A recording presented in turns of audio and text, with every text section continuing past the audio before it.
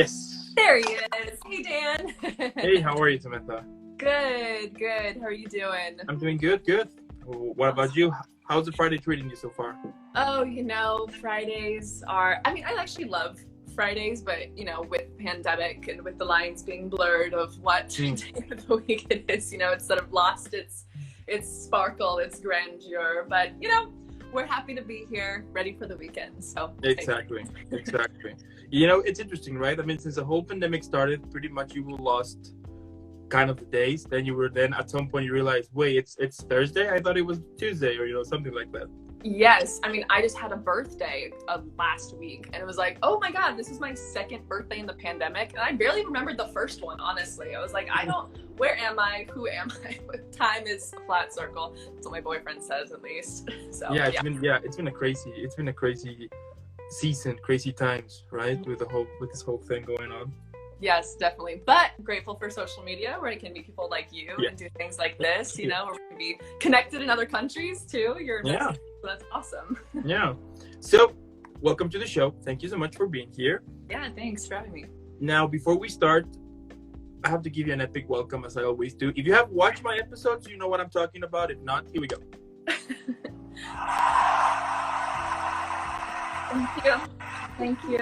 Thank you so much. I feel epic. It's epic, I know. Thank you, everyone in the studio. I appreciate it. Now, starting with the whole interview now, tell me how your passion for acting started. Was it something you always wanted, or something like you discovered along the way? Like, how did it happen for you? Yeah, it's been a long road, a long journey, like when you're a kid in school, you join the school plays. I feel like everyone has their stories when they start kindergarten, or in third grade they were I was the tea mouse in Alice in Wonderland. So I started in kindergarten. My parents signed me up for the play program because they said I was a total ham as a kid, so they wanted somewhere for me to put all my energy into. And honestly, once I started, I just didn't stop. I know it's a bit of a basic story, but theater for sure as a kid was like my saving grace. Like everything that I did, like the grades that I got in school were just good enough so that I could be in the plays at school. So that was always where I lived, and throughout high school, as well. So but in high school was when I actually started doing film as well. So once I found I was able to marry the two mediums, I was like, oh, this is exciting. Like there's a lot to this world. There's a lot to the entertainment industry. There's a lot that's possible. And then from there, I almost went to college, and then I decided to stay in LA since I'm from here. So I moved out, got a serving job, and then started acting and auditioning and getting agents and kind of immersing myself into the world. So that was kind of the journey to it. So yeah, it's kind of always been there. I don't know if that I ever had a moment where it was like a light bulb moment where it was like, oh yeah, this is what I have to do, because it was always there. So like, yeah, this is just what I do. This is part of my life. So that's cool. Well, that's great. How cool is that? It's interesting, but yeah, it is true actually. When when you were when you're little, and they will put you in acting or in sports or anything. Then if you started to develop in that area, at some point it's just become natural. You know what I mean? Yeah. Totally. Yeah. And it's funny you say that, because I think of my little brother, and he was the complete opposite. He was in a different sport, a different class, a different program, every other month it felt like. And he's always been, into sports and a very good rule follower. So now he's actually a Marine. We're in very, very different journeys, but it's interesting to see, because obviously our parents have been supportive of each of us in different ways, but yeah, you truly never know where your journey is going to take you. So I'm very grateful for my own journey and the support of my parents early on. So that's so good. That's so cool. Yeah. Now let's talk about your career in theater. So you have been in several plays, such as Lizzie the Musical, Into the Woods, Sound of Music, The Fantastics, Goosebumps, the Musical, Christmas Carol, Jesus Christ Superstar. Tell me, what are some of the best memories you have from acting on those plays? Oh man, that's wild. I mean, honestly, even just like hearing the shows, because live theater, you know, hasn't been around during the pandemic, and it's been really hard for obviously the theater communities. Not, I mean, or at least I'm in LA, so it's a little different here. I know, of course, New York got hit the hardest with, you know, Broadway being closed, but yeah, I mean, I had the most fun probably traveling actually for shows, because having done shows that cast out of LA, there are shows that, you know, will take you places or, you know, go other places, of course. So I'm like repeating myself, because there's some that are in California and some that are in other states. So I shall explain. I did a show when I did the Fantastics, actually. That was my first show that was out of town. So it took me on a 2.5-month contract up to Northern California. And I lived sort of like a foreign exchange student, because they put me up in a house with locals that I lived with. So they like put me in a room. It was so funny with these sweet, amazing people who like built a log cabin in the woods. So I'm a city girl, like I grew up here, and to be able to live like in a cabin where I wake up like, and look out my window and there's deer just like eating grass outside my window. Like, wow, am I in a Disney movie? This is crazy. So doing that was super fun, just because I was able to, you know, go to a different place and experience like theater and different culture and different people. And The Sound of Music, actually, I mean, of course, my friends and family know like this was a huge show, because I traveled to Alaska doing that. So that was amazing, because I'd never been to Alaska before. You know, not every day you get to, you know, go to Alaska and, you know, like see snow, honestly, because again, being from here, like there's no snow, there's no seasons. So that was really cool. Walking to work and have it be, you know, snowing, have it be bundled up in my little jacket. And that was awesome too, because they like love theater and the arts up there. And because it's Alaska, you know, it was a very small town. We were in Anchorage, but you know, there's only a couple 100,000 people that live there. So there'd be people who would drive hours just to come see the shows. So we had a packed house. We were like sold out run. It was thousands and thousands of people who came to see it, which was amazing, because it was just so cool to see how people like love theater and wanted to come and appreciate it, and we're just like excited to, you know, have us there. So yeah, I would say those were big experiences that, you know, offered me things that I would not have been able to do otherwise if it wasn't for, you know, theater. So yeah. How cool is that? Now going back with your acting career on theater, can you tell me about your characters from those plays? Yeah, totally. I mean, I was, as you listed all of the shows I've done, I'm like, wow, they've all been so different. I've been very fortunate that all the roles that I've been able to play are very different in theater, especially, you know, in LA. You know, it's not as big of a theater community as, you know, New York. So we're able to, you know, try different things, meet new people. Like I've worked in, you know, tiny little black box theaters, and then giant, you know, like huge proscenium theaters with thousands of seats. So it makes me think of Lizzie the Musical that you mentioned is a show that's very, very dear to my heart, because it was an all-woman production team and an all-woman cast. It was it was a 4-person rage rock musical about the story of Lizzie Borden. So it was like rager slasher, like intense, crazy, and I had never done anything like that. Like I had played like, you know, cute funny characters, or the, you know, the like nice mom, or, you know, things like that. And I mean, my character was comedic in that show, but I actually was Irish, so it was the first time that I was playing a character who was a real person. Her name was Bridget Sullivan, so I was able to do research on her story and how she connected to Lizzie Borden, and of course learn how to do an Irish accent, really like get into my Irish roots and do my family proud, which was super fun, like doing an not only doing an accent in speaking, but doing an accent while singing, and while like skrelting for the heavens. If you know what skrelting is, it's screaming and belting. So that was a really, really amazing part to do, because it was just a really collaborative, creative team and cast, and we all just felt so passionately about it. And we did the show, actually we performed it in downtown LA, in a tiny little like rock concert venue. So you really got that rock feel, like the audience was really with you. Like you could see people like rocking out, you know, dancing and like getting pumped. So that was super fun. So I mean, that's definitely a standout for me. And then I would say Into the Woods as well was a show that I did a couple years ago here in LA, of course, where I played the baker's wife, which is actually a dream role of mine. If you've seen the movie, that is Emily Blunt's character. So after I which, okay. by the way, you totally give me James Corden vibes. Like we could be like the like carbon copy version of James Corden and Emily Blunt, you and I.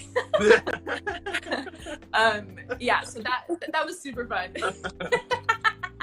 I'm like, is that a good thing? Oh no. That's funny though. Yeah. Or the better version. How about that? Take that. It's okay. It's okay. Let's leave it like that. Yeah. You're right at some point. Yeah. Yeah. Totally. I mean, when I first saw you, I was like, oh my gosh, James Corden vibes, totally. And you're such a natural host. Like, you do an awesome job with these. So I was like, love it. Maybe at some point I will take his show. We'll see. Yeah. Oh, absolutely. Oh my God. Just bring me on and we can talk about way back when. Yeah. Yeah, so Into the Woods was just amazing because it's actually my favorite musical and it was a dream show and just role of mine. I've done the show a couple of times before. It was my third time doing it. Whenever it comes around in town, I always go out for it. So playing the baker's wife was really, really awesome. And surreal because I had never played, a pregnant woman or a mom before. And she is a really just human character who deals with so many, decisions, good, bad, in between. So she was a really great part to play. So yeah, those are some really awesome highlights for back when theater was, around, but it's coming back soon. So yeah, way to go. Absolutely. Even though I saw that they did like some productions like kind of live, on Zoom or on Skype or something like that. I mean, I've heard of it that that with some of the actors that I interviewed that they did like this kind of plays online. So that was pretty interesting. Totally. I saw my friend Ari join for a second. Not sure if he's still on, but he was actually the director and producer for a Zoom musical that I was a part of. He cast me in a show called Blood Rock that we were able to do. Bucket of Blood, not Blood Rock. That's another musical. So many bloody musicals. Bucket of Blood was the musical. So we were able to shoot it on Zoom and then they actually edited it. And then we had like an online premiere where you could see it because they were able to edit in like graphics and effects and things, which was super fun. And that was early pandemic too. I feel like they kind of like trailblazed that because that was, when we were first realizing that we were going to be, stuck in here and what we're going to do. But yeah, I mean, theater people honestly are some of the most creative and innovative people that I know. Theater people have always risen to the challenge. And I think that comes from on stage, you have to be able to, think on your feet and, rise to the occasion and figure out, if something goes wrong or if something was what you expected, how to fix things, how to, take down challenges. So I'm not surprised that theater people did, find ways to still express themselves and have community during this time because it's just like in our blood, in the community for sure. So it's very cool. So cool. That's so cool. And how you usually prepare to play a character for theater? Oh man, I mean, I am a huge collaborator, and I've worked with some amazing directors over the years. And like when that relationship clicks, and you're just like locked in with each other, and you're just like want to tell a great story, like that's when the magic happens. Definitely. Yeah, I mean, I feel like I get teased a little bit because I'm very big on backstory. So even when I did Goosebumps the musical, which is actually the last show that I did before the pandemic, that was here at Chance Theater in Anaheim. It was such a fun show. I played a character that was kind of like a mix between Mrs. Frizzle from Magic School Bus and Mrs. Darvis from High School Musical. So she was like the quirky teacher of the middle school there. Miss Walker was her name. And I had a song singing about my ancestor. She was my grandmother who was the former theater teacher at the middle school. I was the current one. And I just remember I pulled my director aside and I needed to go through like beat by beat about my backstory because I wanted to make sure that like everything was fleshed out and that, like the kids understood sort of the stakes of, this song and the situation, even if it was, like a silly kind of quirky song and literally made for children. I was like, everything counts in storytelling, you know, like you want to be authentic, you want to be honest, you want to take the audience, you know, for a ride. So I mean, just really diving in and, you know, figuring out what makes a character tick, like where they're from, who they are, like, and why they do it.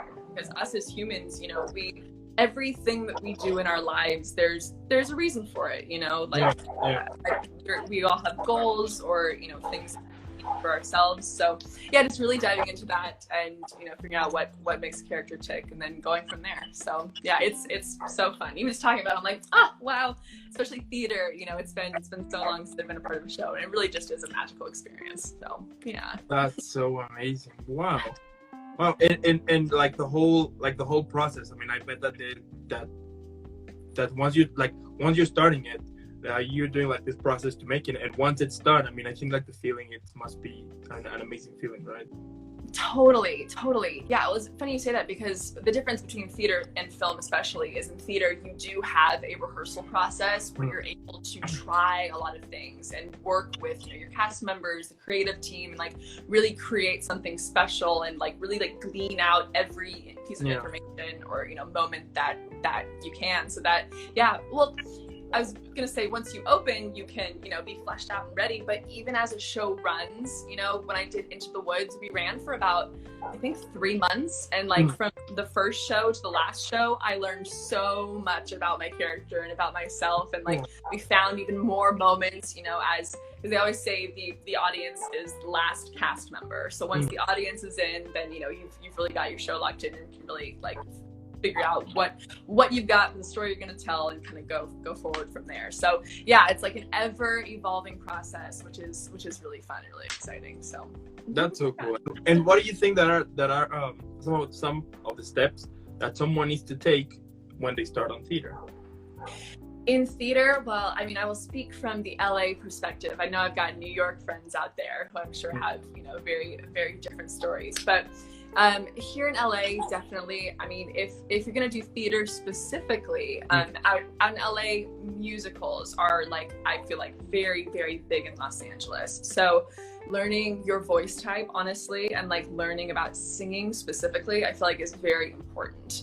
I've always been an actor first, and when I realized that I, you know, wanted to pursue musical theater, at least in LA, and go out on auditions, I realized that I needed to get my singing skills, you know, up at the same rank as my acting skills. So I actually didn't start voice coaching until working with a vocal coach until I was maybe 18, I want to say. So I was a bit of a late bloomer, some may say, but I even hate that term, because there is no late bloomer. Like, no matter how old you are, no matter where you are, we're like talking about with your snow, you know, like life is life. There's always, you know, time to do whatever you want to do. So yeah, so I started vocal coaching when I was 18. That was when things, you know, really started ramping up for me, because I was able to, you know, like find my voice type, find my character type, like figure out what roles I was right for. And I found in theater, especially, knowing, you know, not only your look and your type, but your essence is very important, because I've always actually played older than I am, because I,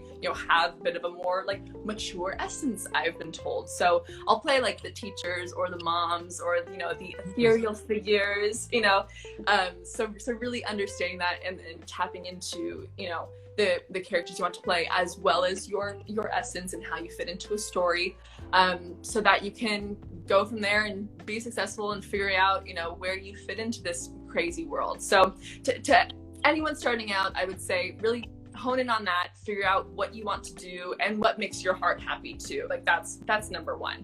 And then get your headshots, get your reels together, you know, submit on Backstage, and then you can kind of go from there and get a feel for, you know, what the next steps are.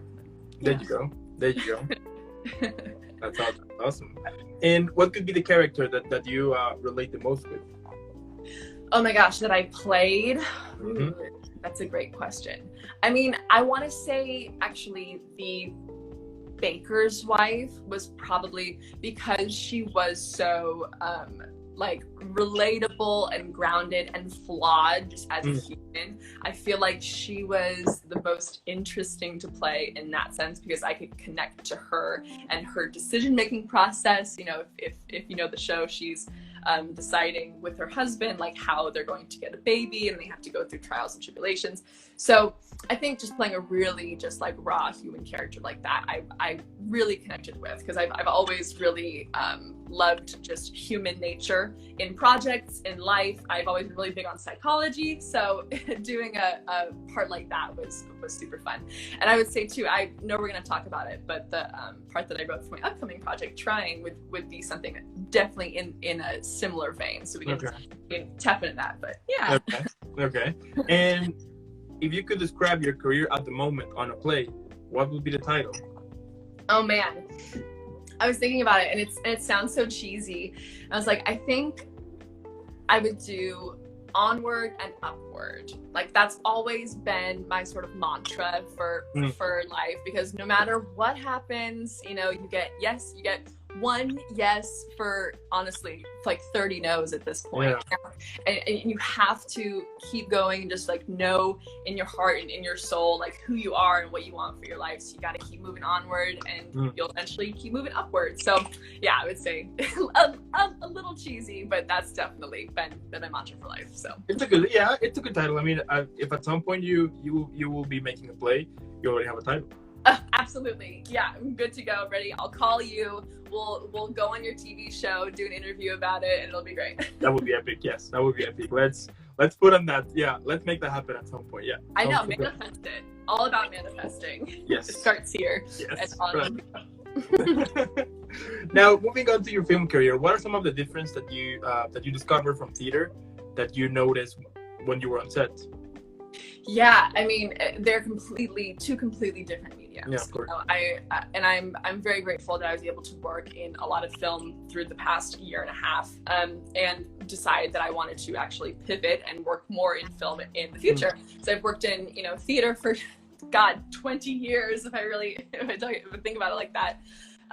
So the transition between the two was very interesting. It was definitely a learning process. When I was in high school, I was in one of the school plays, and a dear friend of mine, Alexander McKee, now frequent director, collaborator, friend of like 10 years, he actually came and saw the show, and I was in the ensemble, and he came up to me afterwards. He was like, "Hey, I thought you did an amazing job. Do you want to come be the lead in a film that I'm directing?" And I was like, "What in the world?" I was like, "Boy, I was just in the back, like doing some dance moves, like, singing my little heart out."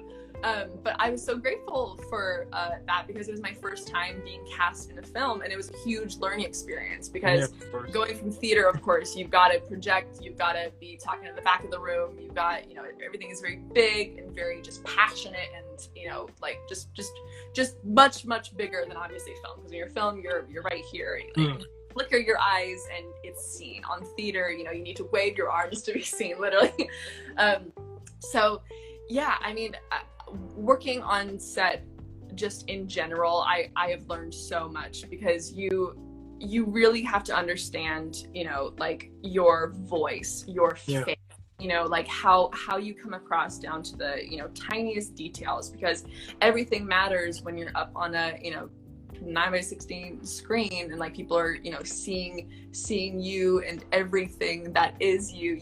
You can't hide anything on a film. So you've really got to be tapped into yourself, and your emotions, and make sure that things come through. So yeah, I mean, I think the biggest thing as far as transitioning between the two was really understanding, the different levels, because you've got to make sure that just like I said, your body, your voice, everything is really just in the right medium, right, mindset, frame of mind, all that. And I've loved working on sets too, because I mean, the difference between theater and film is theater, you have a rehearsal process where, you can try things out, flesh things out. For film, there's not usually many rehearsals, you show up and you work with the director a little bit, but the equivalent is, takes. So that was obviously something that was, a learning curve, but but a good thing. It's like, you know, in theater, you have to keep going and like power through the mistakes. But in film, if you make a mistake, you just do another take, you know, it's all good. So definitely like a lot of different factors to each that are really awesome and just were really fun to play with as, you know, an actor and as an artist to figure out, what it takes to play a character and tell a story. And so I was going to say, like, long story short, that was a very long story. It's been a journey. That's so cool. And I bet that it's also like the difference between theater is that on theater it's like more exhausting, right? I mean, you have to put so much effort, as you said, in order to make yourself notice. That on film you have the camera, you do your lines, you can scream, but I think that on theater is like more like exhausting, you know, because you have to scream or, you know, stuff like that. Totally. I mean, thankfully, you know, if you're in a theater that has a really great sound system, you are mic'd, but you do still have to project. But I will say the schedule for theater is you know, grueling. I mean, on Broadway, they're doing 8 shows a week. At the height of some of my shows that I've done, I think I did 9 to 10 shows a week, actually, which were crazy. I think for Goosebumps, either Goosebumps or Christmas Carol, I had 3 show days, which was insane. So, you know, you get to the theater around maybe 8 a.m. and you're not leaving until 11 or 12 at night. I'm doing 3 shows. You know, you got to make sure you're eating well and you're hydrating and you're taking care of your voice, taking care of your body, because it's definitely a very physically demanding job. So I mean, you get in shape and you feel good and, you know, like you're eating well, but I mean, after every show, I feel like you know, my body has been so like grateful just to rest. I feel like if I close a show, I get home and like I just collapse because like your body has to go through so much just to like upkeep that lifestyle. So yeah, definitely different. I mean, of course, you know, I've actually thought about it, and TV and theater, you know, I would say are more similar, because on TV, I mean, of course, if you're working like a series regular, manifesting, then it's similar because you work every day and you know, have your early call times and you work with a cast and a team that you're able to collaborate with. So I would say those are kind of similar mediums in that way as far as scheduling wise. But yeah, I mean, no matter what, you've got to make sure you keep taking care of yourself and keeping on, you know, your like physical, mental health, no matter what you're doing, because it can definitely be exhausting. So. Yeah, I bet. How cool. Now you wrote, so you wrote and executive produced and started in the short film Trying. So tell me, what was your inspiration for, like to write that film? Yeah, so I mean, Trying has been the last couple months of my life, honestly. We just wrapped the shoot a couple of weeks ago, so you're the first person I'm really talking to about it, because I like had to hibernate, honestly, because it was such a demanding process from the day I started writing to then, of course, you know, the day we wrapped the shoot, and now we're in post-production. So this was actually my first time ever writing a script. So it was a surreal experience because my boyfriend, Mike, is a screenwriter. So I see him and his behind the scenes, you know, work.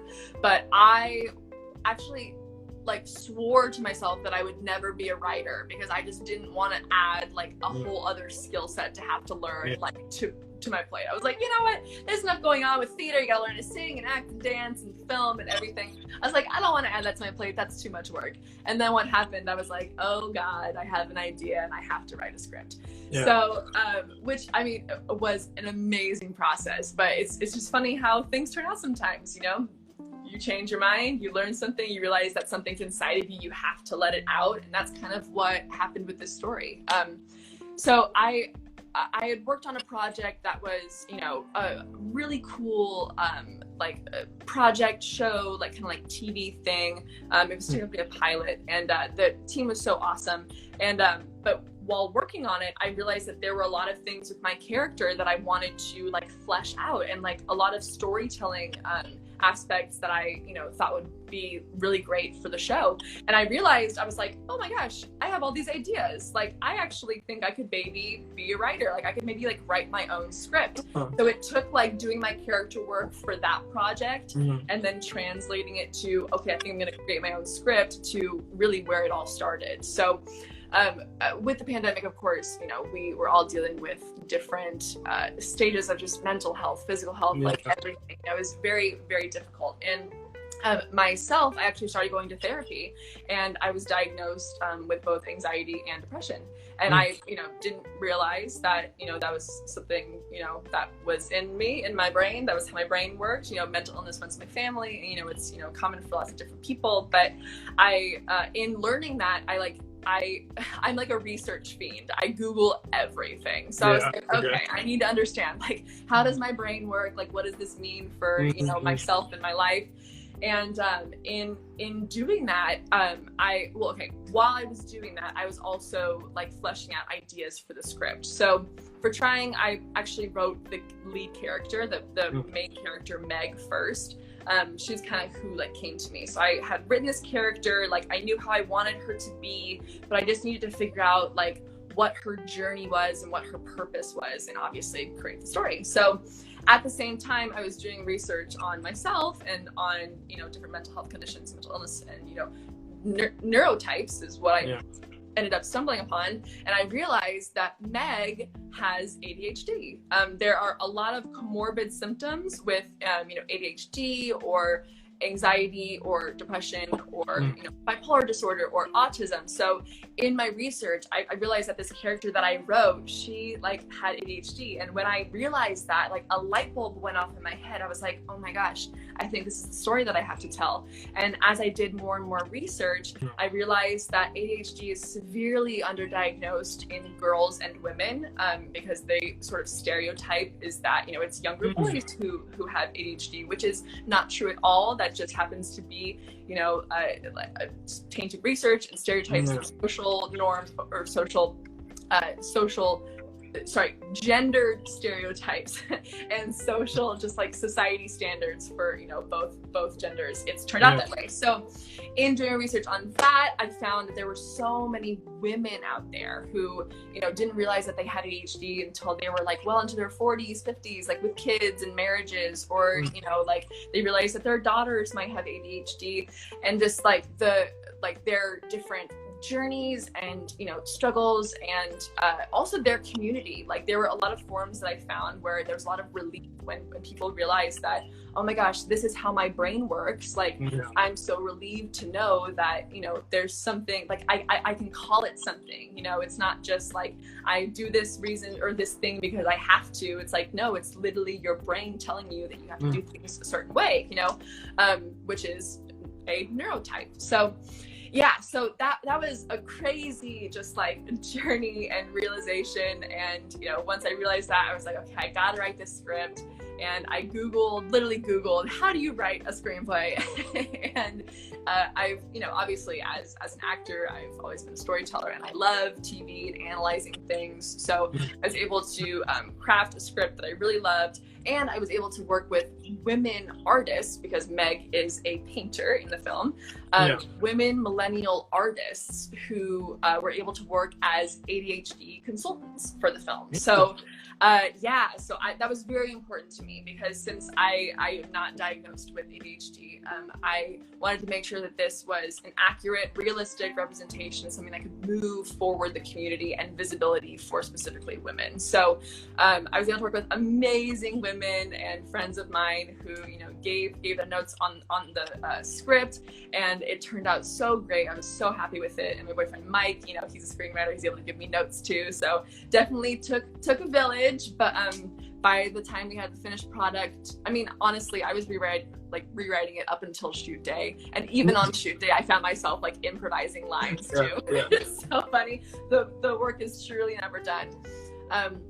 But yeah, I mean, I'm so grateful that I and my, you know, team and people that helped me did put so much care into the script, because I was able to just build an incredible team of people just based on that script to help bring it to life. So it was such an amazing learning experience, and I may write another script, we'll see. But I mean, it's definitely very demanding, and I have a lot of respect for writers and any artists, creators. If you're creating anything, you're doing an amazing job. You know, like it's hard to do anything and to create anything and like, you know, build things from scratch. So I have so much respect for writers and storytellers. So we'll see if I do another script. It'll probably be a while before I do, but I'm very proud of this one. So that was so cool. And tell me when is it gonna be ready for so we can see it?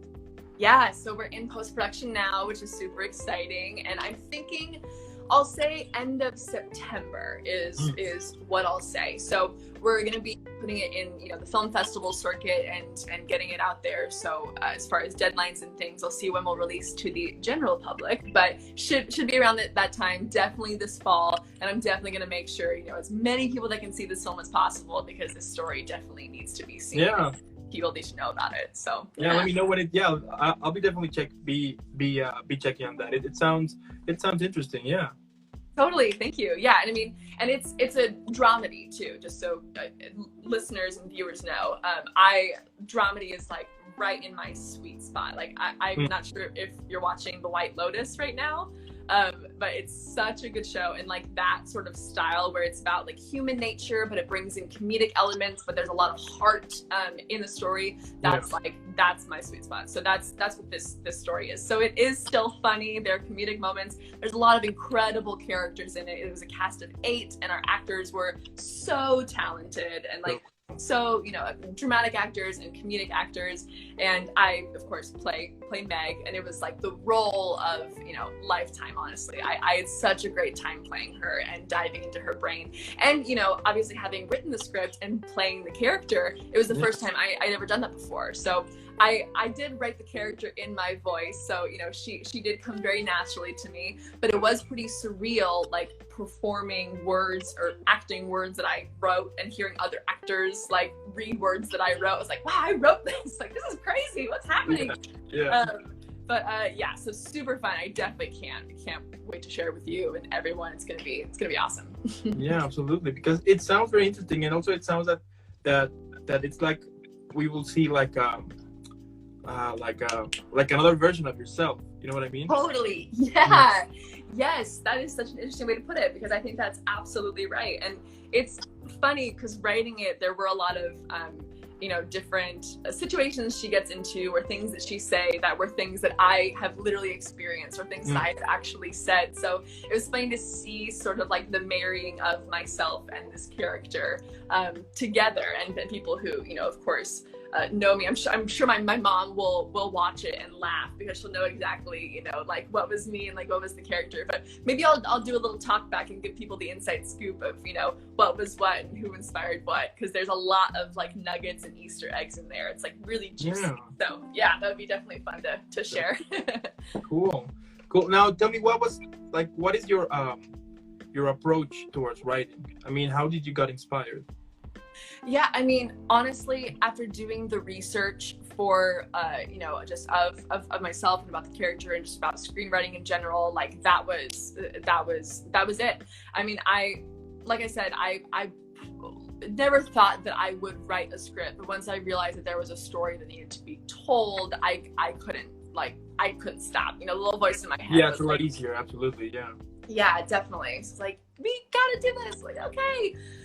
So, I mean, honestly, in the future though, I would definitely be down to collaborate with, you know, other writers, to like form a story together, because, yeah, the physical writing, you know, was hard, because there was one scene actually that I wrote and rewrote. It was only half a page scene, but I rewrote it so much. And that was actually the scene that I improvised still on the day, which was so funny. And now that we're like editing it, I mean, it like looks great, but it was funny to see that, like, you know, just to get that perfect line, or just to get that like perfect moment, just the trials and tribulations that it takes for that. And it just, I mean, has offered me a whole new perspective when watching films too, because like it takes so much to get, you know, just to get a script even made into a film is a monumental process. Like my boyfriend, who is fantastically talented, just seeing, you know, all of these scripts that he sends out with his agents, and he meets with directors and producers.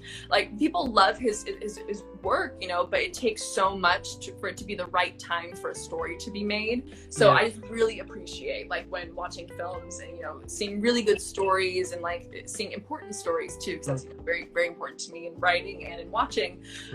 Just like what it takes to get there. So just so much respect and so much admiration for, like I said, everyone who's creating things, because it is hard, but it's so rewarding and it's so amazing, and I'm just happy to be here doing it. Yeah, absolutely.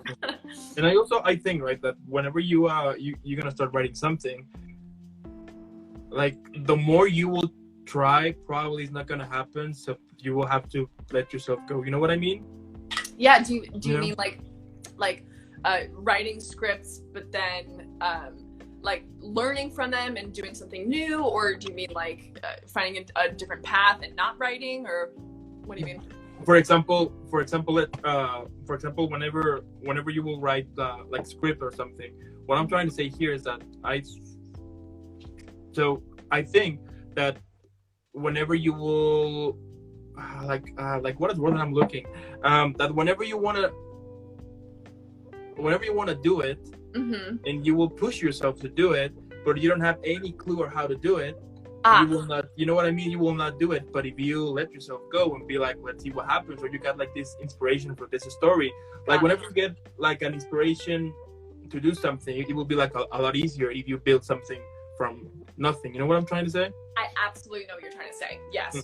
Because I understand, because with this project, while I did realize I wanted to write something, you know, there was that little nugget there. Like I knew that there was like something that I wanted to tell, story that I want to tell, and just kind of built on that. So yeah, I mean, it's different for everybody, because it's very hard. I mean, you talk about, you know, writer's block, like all the way back to, you know, Shakespearean times, where it's like, you know, you sit there, you try to think of like an amazing story, amazing idea, and, you know, I see it, of course, with my boyfriend, because this is new to me, but like seeing him, like, it's definitely a process. So yeah, I'm very grateful that I was able to have an idea and kind of roll with it. But I mean, and just in general too, like for me, if I wanted to do something and I, like, you know, didn't know how to do it, or didn't know what to do, like really just finding inspiration just in my everyday life, and also just doing research, you know, because in doing research, like I found, like, it took me down different paths, and I found out like so many different things, and just in the on TV shows that I watch, you know, like I was inspired because, you know, I love shows like Blackish, where you learn something, but like through comedy with like amazing actors, or The Good Doctor, which, you know, is following a person who has autism, who's a neurosurgeon, like things like that. Like those stories that, like, and just ways of storytelling were always like so awesome to me. So I took inspiration from those, because I was like, that's what I like to watch. I like seeing humans. I like learning things. So kind of like building off of that, I feel like is a great place to start for people, or you know, if you're looking for inspiration, it's like look inward and look at you and look at like what you like and what makes you tick, because chances are there are other people out there just like you who feel the same way and want to see the same work that you do, which is what I found with Trying, which was so incredible, because so many people felt so passionately about it after reading the script, and like so many people wanted to work on it. I just felt so grateful, and like so blessed that there were like so many people that, you know, wanted to jump on, and we had an amazing team, and so many people are so excited to see it. So I'm very grateful for that. yeah, absolutely. I'm also one of those people that excited to see it. So as soon as it's ready, let me know, because I definitely want to watch it. I absolutely will. I can't wait. Perfect. Now, tell me, what is your goal on acting and writing? Yeah, I mean, acting, it's honestly changed over the years, you know, like, because as we talked about, my career started in theater. So for a while, you know, my goal was to be on Broadway. And while I would still love to be on Broadway, you know, my goals have shifted and they've changed. And that's actually something that I was thinking about during the pandemic, because I feel like it was during the pandemic where I realized that like TV film was where my heart really sang. Like I've always been I've loved like related, grounded characters, but you know, comedy. I've always been an actor more than, you know, like a singer or a dancer. So I realized that that's where like my like natural skills were able to shine.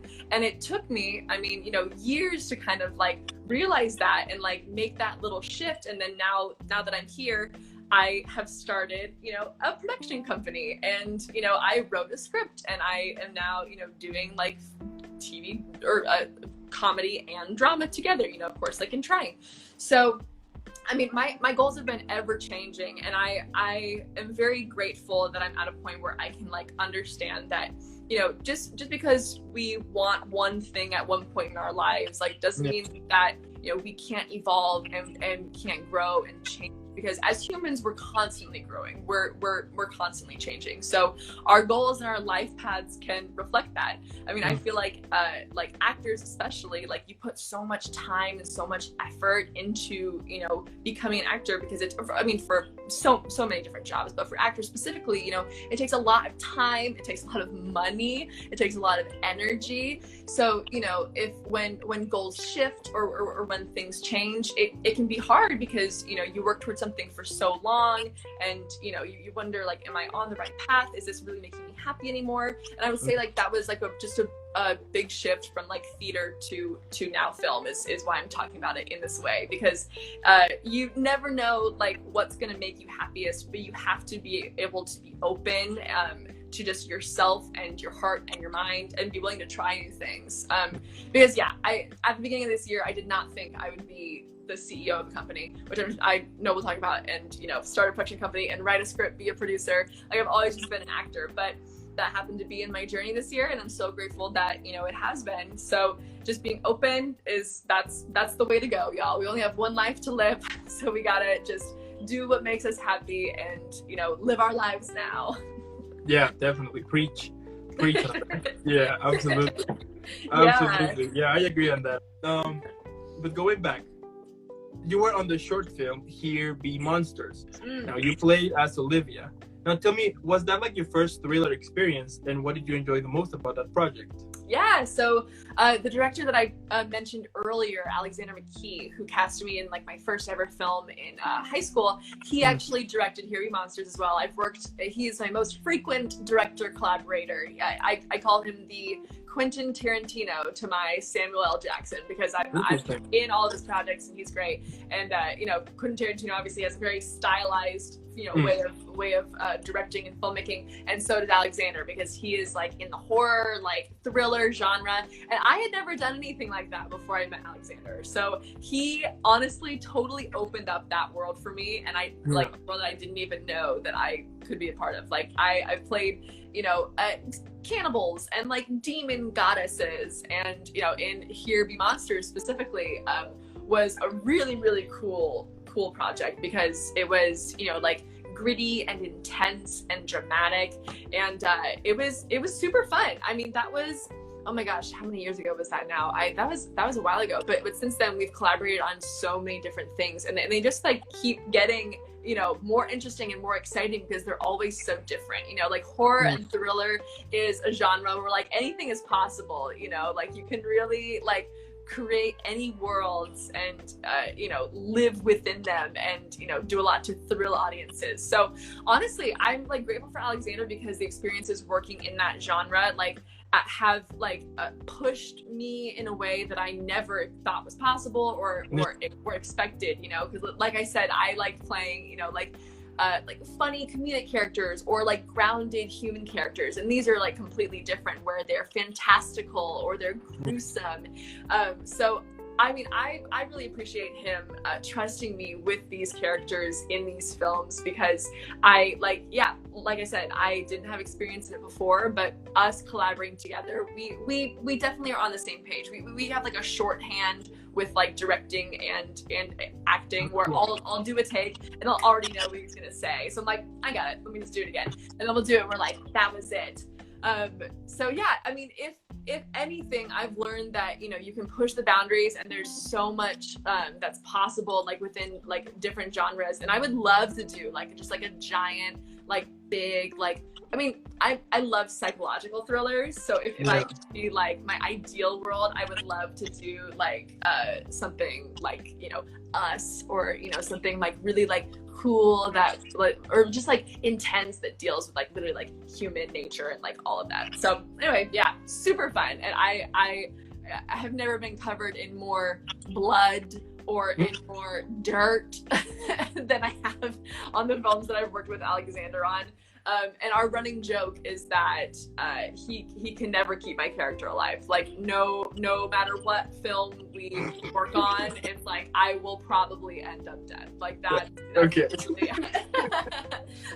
I mean, spoiler alerts. I mean, they've been out for a while, and that's not, you know, it's after I'm dead. Like, you know, one of the films, like it's, you know, I've already been dead, and this is sort of like that's like the demon goddess one's called Room 106, where I've sort of like come back as like a new being. So it's so interesting, and it's so fun, and it's like nothing I've ever done before has been working with Alexander. So I'm so grateful and very excited to see what we have coming up next down the line. So cool. That would be epic. Yeah, absolutely. Yeah, psychological thrillers are the best. Yeah, because they're not that, I mean, they are not gory like a typical horror one, but they will be ended up scaring you even more sometimes. Yes, definitely. Yeah, I mean, just dealing with like brains and humans and how we work. I feel like whenever I have nightmares, like it's stuff like that. Like it's just very like realistic, and I have I'm very sad. I've always had like a hyperactive mind. So like I've always had very vivid dreams and very vivid nightmares. Yeah. I've like my nightmares aren't, there's never like a monster chasing me, or it's never like, you know, I'm gonna fall off a cliff or something. It's usually like, oh God, if I don't like pass this math test, like my brain is going to turn me against myself, and then I'm gonna, you know, become some like killers. It's like it's weird, like very realistic. So yeah, I've always been someone who's been very like into the like grounded, like real stuff, because that's even more scary, I feel like. Yeah, absolutely. Yeah, I get it. Yeah, I do the same thing actually. I mean, I'm a very hyperactive person, so yeah, I get it. I know what you mean. Totally, you get it. Yeah, like you have like those moments in which you're just like watching at something, and then your mind starts working on this kind of situation in which you were like doing this, but then this happened, and then at some point you're just like having like your own world for a second, you know. So yeah, I get it. Totally. Yeah, no, it's crazy what the brain is capable of. Sometimes my own brain scares myself, like, yeah, with the nightmares, like, oh my God, why was that even in there? Yeah, I know what you mean. Now, you also appeared on Starfish, and you played as Grace. Now, tell me about your approach for that character, and what are some of the things that you had to learn for the character? Oh yeah, I mean, that was actually a project that I worked on in the pandemic, which was awesome, with a company called Fool's Heart, and it was an amazing, just really fulfilling film to work on. It was the first film that I worked on that actually had a message, like a true message that was bringing awareness to, you know, the topic of human trafficking, which is what the film was about. So Grace, I played Grace, who is a public defender. So she is working with women who have been put in prison because, you know, I'm putting air quotes in, like, have committed, you know, crimes because of human trafficking. But obviously the case is these women are victims of human trafficking. You know, it's like they have been put in situations where, you know, they've been compromised or had to do something that they, you know, didn't want to do, or, you know, anything like that. So that's what this story follows. And it was seriously so rewarding working on it, because a friend of mine, his name is Jeff. Hey, Jeff is actually a public defender. So to prepare for the role, I actually talked to him, and just sort of his inspiration about, you know, wanting to be a public defender, because they don't make a lot of money, guys. Like, they got to go to law school, but these are not like, you know, these are people who are doing the work because they like truly want to help people who aren't able to help themselves, you know. So as public defenders, you are helping, you are assigned to cases for, people who don't have the means for, like bigger lawyer, or they don't have their own representation, or they just need help getting out of a situation. So, so, I mean, that helped just inform the character so much, because, I mean, there's so much heart in my friend Jeff and in this character Grace. So being able to talk to him and just about his experiences. And then Free to Thrive actually is the company that the film was working in collaboration with, and the president, because they are a nonprofit organization that helps support human trafficking survivors. So my character was actually the combination of two lawyers from the nonprofit, the CEO, her name is Jamie, and then a real life lawyer who was named Grace. So my character was actually inspired by both of those women. So being able to hear their story, and just like the start of Free to Thrive as an organization, which was so inspiring and so cool to be a part of, just really helped inform the character, and just really made it an exciting project to work on, because knowing that we were going to be doing something that's going to be bringing awareness to a topic that isn't really talked about is just so important. And that, honestly, doing that did like fuel my passion for like making sure that if I'm able to work on a project that has a message or like a bigger picture or story, that I do. I mean, of course, that was a huge inspiration for trying as well, which I'm very grateful for. So yeah, it was a really awesome experience. Yeah, I mean, and you can tell that you're doing an awesome job. The reason why is because you have received several recognitions, such as Best Acting Ensemble winner for Starfish, Best Supporting Actress nomination for Here Be Monsters, Best Supporting Actress nomination for Lizzie the Musical, and you were the finalist for LA's Next Great Stage Star on 20117. Yeah. Now, what was your reaction to be recognized by so many things, and what are some of the best memories you had during those moments? Well, thank you. I mean, it's crazy even hearing that, because I mean, I'm not sure if you deal with it, but imposter syndrome is very real for me, and it can be very real for lots of actors and artists, creators, human beings. So honestly, like I have to convince myself, I feel like every day, that I'm someone who is skilled and smart and talented, because it's very easy to forget, like it's a hard industry, and it's a hard world out there.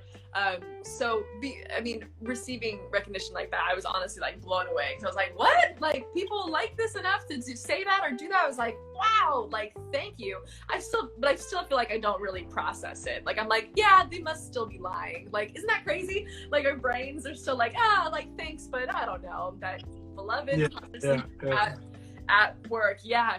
But I actually do want to bring up Stage Star, because Stage Star was that was a couple years ago, and it's basically LA's Next Great Stage Star. Is a competition that is kind of like American Idol. So it's set in LA. You have to audition to be on it, and then it's a live performance competition. So each week you sing a song that was pre-approved based on the criteria for that week, because they had different themes for every week.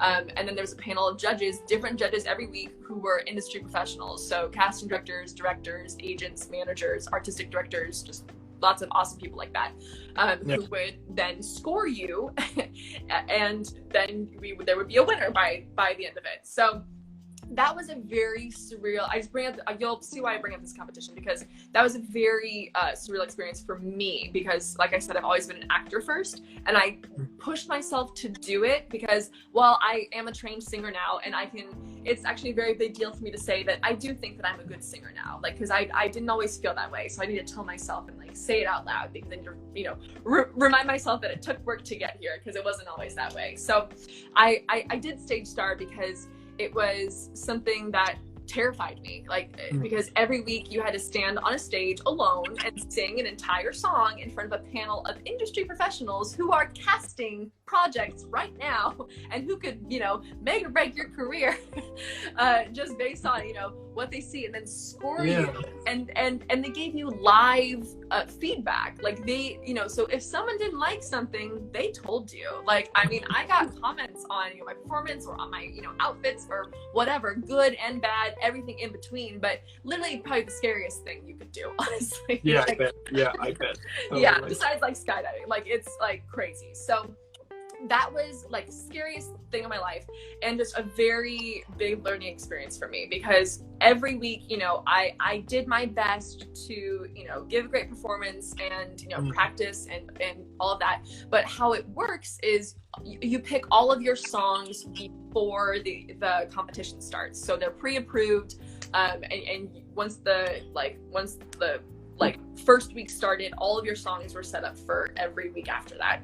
So how it worked to find the winner was on the final day, we all sang our songs, and then they picked the finalists from the group. And then those finalists there was, I think, five finalists, then they would sing to then, you know, choose the winner. And I felt good about some of my performances, wasn't sure about others. You know, I just knew that I like did my best, and I, you know, just told myself that you know, I never saw this as a, you know, I'm going to win this thing. It was just like, this is a scary thing that I want to do, but I'm gonna, you know, do my best and just make it happen. So we get to the final day and we all sing our songs, and it comes time for the judges to announce who the finalists are. And there were so many incredibly talented people like in that show, like really hardcore, amazing, just like artists. And I'm so just like blessed just to be on the same stage as them, because they were all so amazing. And while we were waiting backstage, I actually had like pushed myself to the back of the green room, because I knew that I wasn't going to get called. I was like, you know what, I've like done my best on this project, and I appreciate the time and everything that I've like put into this, but you know, it is what it is. Happy for whoever gets called. And then what happens, they call the finalists, and I was the first name that they called. And I just remember freezing. I was like my heart stopped. I heard my name and I was like, that can't be right. It's not like, no, like, what? And so I made my way onto the stage, and they called the rest of the finalists, and they said, okay, now you're each going to sing your finale song. And my heart sank, because Dan, I didn't believe in myself, and I didn't believe that I was going to be a finalist for this. So I picked a song that I didn't rehearse, that I, you know, had worked on, you know, in a show like years before, but it was just kind of like a blah pick, because I didn't think that I was ever going to have to sing it. So when it came time for me to sing, you know, not that it was bad, but it wasn't good. Like I hadn't prepared, because I didn't believe in myself and believe that I was going to be a finalist for this. And what happened is I ended up being last place out of the finalists. You know, of course I was still a finalist, but last place out of all the finalists. And I bring up this story because I didn't believe in myself enough to even prepare for the prospect of me being successful or me winning. And who knows what would have, I mean, you know, it happened the way that it did. Everyone was so talented, and it's all good, but who knows like what would have happened if I had believed in myself and believed that I was someone who was capable of like doing great things and like, you know, winning something like this. So I just bring that story up because that was a big learning experience for me, because it felt like a gut punch that I didn't believe in myself enough to even like prepare to win. Like I had already accepted like defeat, and that was really hard. That was really sad. And you know, again, it wasn't terrible, but it's like I had friends and family there who were rooting for me, and they believed in me more than I believed in myself, clearly. Because they were like rooting for me, ready for me to like, you know, win. Of course, friends and family, they just want you to win. And I couldn't even do that for me. So that was like a really big thing where I learned like I can't sell myself short. I can't, you know, underestimate myself, and that, you know, I need to be able to set myself up for success, because in that moment, I really didn't even believe that I was capable of that. So even receiving just the finalist, not award, but just becoming a finalist for that was like a really big deal for me, because it told me that, you know, I can believe in myself, and I can believe that I'm capable of, you know, great things, but I have to, you know, love and believe in me like first. So that's been something that, you know, I've always had to like literally tell myself, be like, you are capable, you are, you know, great, you are, you know, you can do great things. because it can be so easy to forget. And that was a great example of that. Yeah. It's crazy. It's crazy. It's a journey, you know, it is a journey. But I'm glad for all of my experiences that I've had, because it's made me who I am. Like the ups and downs, the successes, the failures, the yeses, the nos, you know, it all creates who we are now. So wouldn't change it for anything. Absolutely. And do you think at some point would you be making an album? Oh my gosh, an album. Oh, I've never even thought about that, Dan. That's crazy. I mean, because I actually do love like pop music. Like that is like a genre that I think is really fun. And like Dua Lipa, like she has like Dua Lipa, like Lizzo, Ariana Grande. I love all their music because it's like empowering with like messages, but like sick beats. So if I were to ever, oh my God, do an album or a single or something, maybe it'd be something like that, where it's just like a banger and just like empowering, like anthem kind of thing. Yeah, that would be cool. Why not? We'll see. Yeah, we'll see. Oh my gosh, maybe you like sparked this little thing in my brain. Like, do I have time to like also be a pop star? Imagine that one day you will have you can get a Grammy, you can get an Emmy, you will get an Oscar. So you'll pretty much cover like all of the industry. That would be cool. Let's definitely put that also on the list. Like, yeah, you should make an album. That would be cool. I love that. You know what? Absolutely. EGOT, here we come. We've got time. We've got a whole life to live. Why not? Yeah, imagine that you will be writing this movie. You're gonna start in that movie, and then you will be also doing the soundtrack for that movie. So it would be epic if you could get like an Oscar for pretty much everything. Totally. And you did that. That would be cool. Yeah, and then like also adapt it for like Broadway, so then it's on Broadway at the same time, and then get the Tony. That'd be amazing. That's the ultimate dream, right? Whoopi Goldberg status, like get EGOT. I mean, this whole interview has become into a very preaching epic, you know. I mean, like totally. Really one. Yeah, absolutely. That's true. Yeah, reach for the stars, dream big. Might as well. Yeah, totally. And where the idea to create Samscape Productions Inc. came from?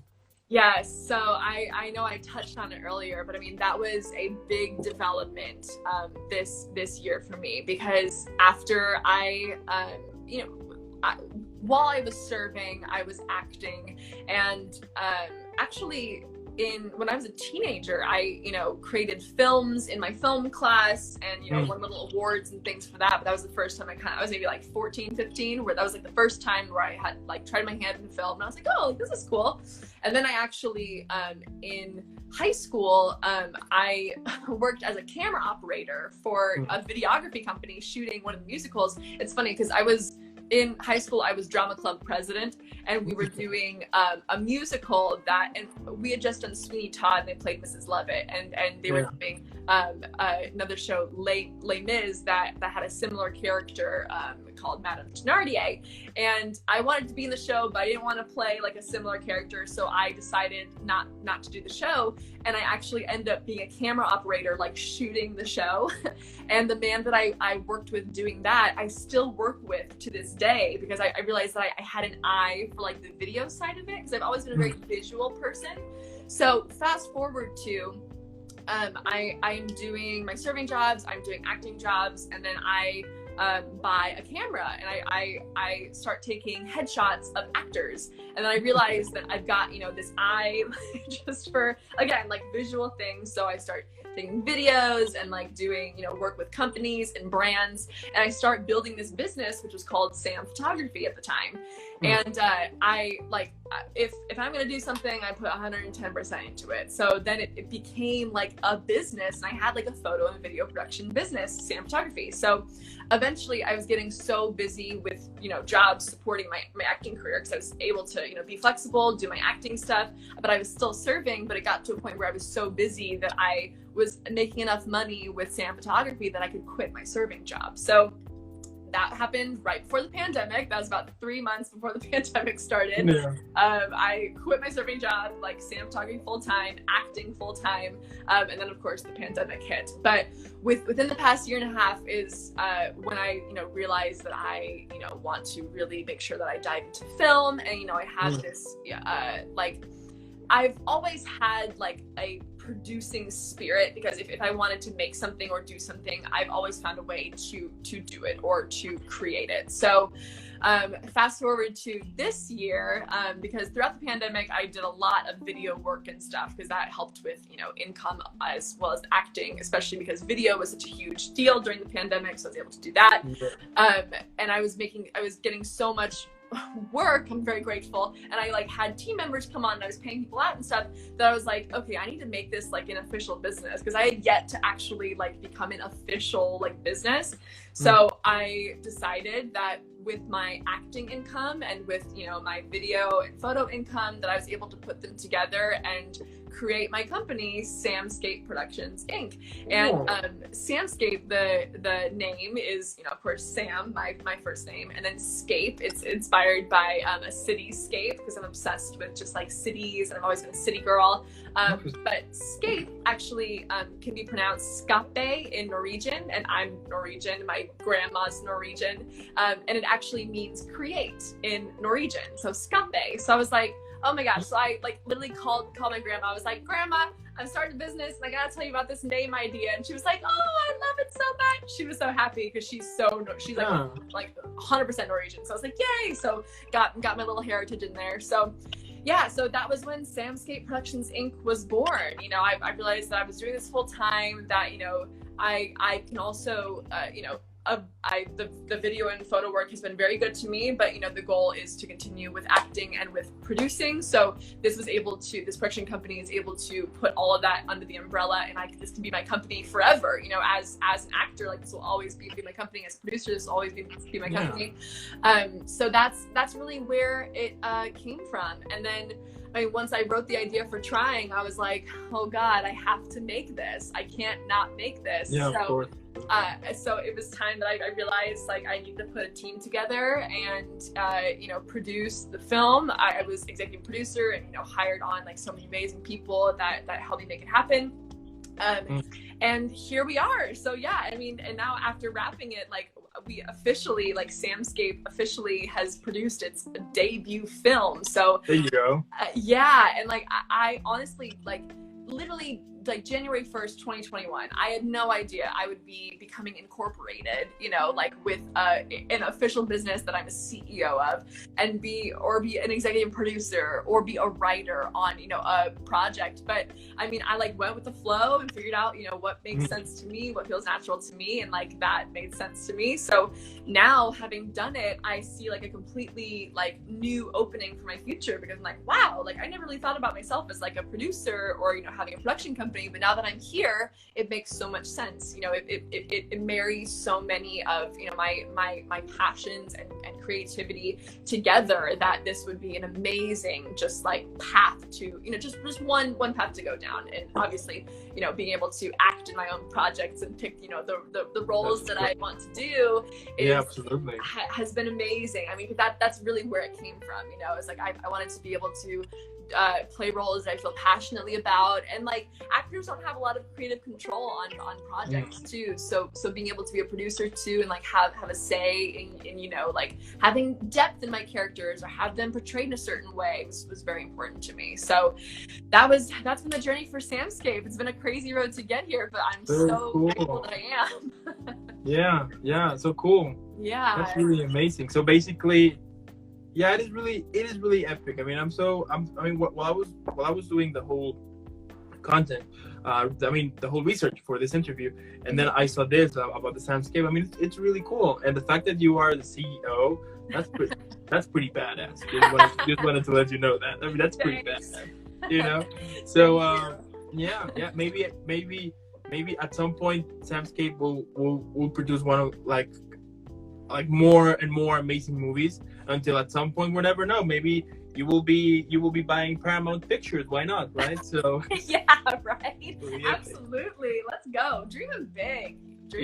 Or maybe Disney. Why not? Disney, here we go, you know? So yeah, absolutely. I mean, truly, the sky is the limit. Like after doing this project, it really did open up a lot for me, because I was like just seeing what's possible. And if you have an idea and you want to do something, and just figuring out, you know, how to make it happen, I learned so much just like about myself through this process, truly, because like and having never done it before too, and like to, you know, have so many aspects that were successful and that I am so, you know, happy with, it's just really opened up so much. And like there's just so much possible out there if you know, put your mind to it and just keep going. Like there's so much that you can do. So I'm very grateful. Yeah, definitely. And maybe one, you know what, it would be epic too, then at some point Samscape will have like their own streaming service. Yeah, absolutely. Oh my God, can you imagine? You know, I know, I'm just blowing everything. I love it. Big picture, Dan. Yeah. I like it. Maybe I'll bring you on a Samscape, like, you know, team, get things rolling. I mean, yeah, Samscape Plus. Like, watch, you know. There you go. Or maybe you could have, or maybe you could get like some shirts, you know, saying like hashtag Samscape or hashtag something like that, you know, like to promote. Oh my God, I'm such a nerd. I actually got myself 2 jackets embroidered, like with my logo on one side and then like owner on the other side. Because I was like, I gotta do it. And my boyfriend was so sweet. His dad was like a really, really generous contributor to the crowdfunding campaign. So he's actually now executive producer on the project. So that's I so think cool. He's not on Instagram, so I'll say it here, but I bought him a shirt that has little executive producer and Samscape, and I almost bought like 50 of them because I was like, oh my gosh, we're gonna get Samscape shirts for everybody. Like, let's go big, baby. Make it rain with shirts. Make it rain, you know? Yeah, absolutely. Yeah, Exactly. that's epic. That's epic. Let's make it trendy. Let's make it hashtag Samscape. Yeah, hashtag Samscape. Let's go. Let's go. Yeah. For those, so then for those who are listening, I mean, for those who are tuning in right now, and for those who are listening in later on the podcast and maybe on YouTube, make sure that you are putting hashtag Samscape. I mean, let's make it trendy, you know? Yeah, totally. Yeah, let's do hashtag Samscape Productions so that everyone knows, like. Yeah, there you go. Yeah, good point. Yeah. Samscape Productions. Love it. Yeah. I love this. Like marketing, we are all on it. Which your marketing. Yeah. By the way. I know. Like, I mean, I'm just like blowing here with ideas, you know? I love it. Yeah. And that would be epic. Yeah, like streaming services, and then maybe, I don't know, like having like their own shows. Yeah, totally. Yeah, That would be amazing. Yeah. I mean, like I like love like the feel of like HBO shows. Like I feel like Barry or like Hacks or like, you know, shows like that have always like been right in line with stuff that I would love to do. So we like do something like that, get Samscape streaming services, get some shows going. Like, I mean, I would love, honestly, if Trying, when I wrote Trying, I actually did write it kind of like a mini pilot for a TV series because I love TV and I would love to have a series, obviously, who wouldn't? So if I like dream would be for Trying to become a series. So who knows, manifesting that too, putting that out there. There you go. See what happens. There you go. An original series, like an original series from Samscape Productions. Yeah, totally. Yes, that would be amazing. That would like truly be the dream. It's all about creating your own content nowadays. So who knows? We'll see. We'll see. Yeah. Let's make that happen. That would be epic.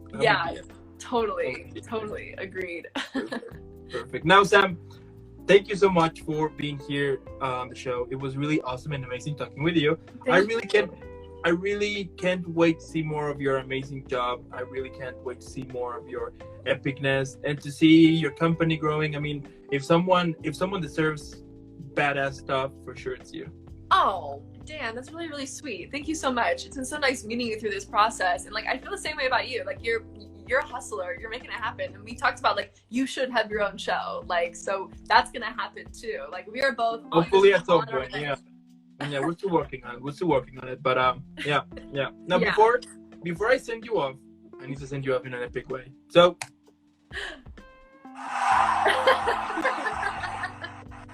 Thank you. Hashtag Samscape Productions.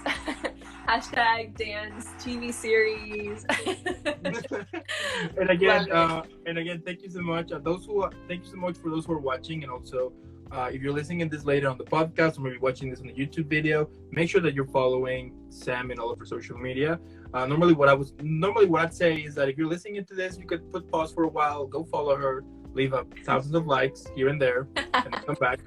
And absolutely also support Samscape. I mean, let's make it trendy. Let's make it to streaming services. Let's make it epic. So yeah, Absolutely. yeah, Thank you so much, Dan. I really, really appreciate that. That really does mean a lot. I feel so happy going into my day now. This is a really awesome time. So thank you for having me. Seriously. So nice meeting you. And can't wait to see what our futures hold. Yeah, let's make it happen. Definitely. But until then, have an amazing day and an amazing weekend, and I'll see you on the next one then. You too. Thank you so much, and thank you to everyone listening. Live your lives. All right. Bye. Bye.